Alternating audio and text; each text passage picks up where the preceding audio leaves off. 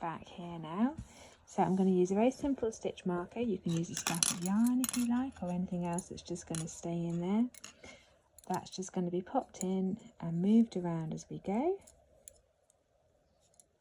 Maybe if I put it on the right needle, that might help. There we go. And then we are back to knitting 2. So we'll know now that when we come back to just do the purl 2.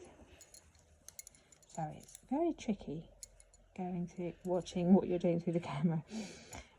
When we get back to this point, we know that that's needle 1, so the beginning of that needle is the beginning of our round.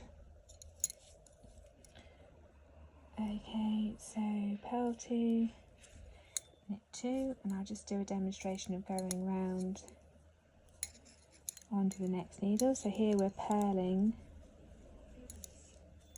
this one, so remember we're going on to this now becomes our 5th needle. We're going to purl this stitch here, so just make sure that yarn isn't creating anything weird, any stitches over the top of this needle, so it's just coming from there around to that one, and then we carry on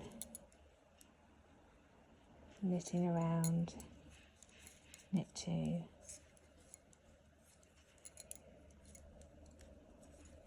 purl 2.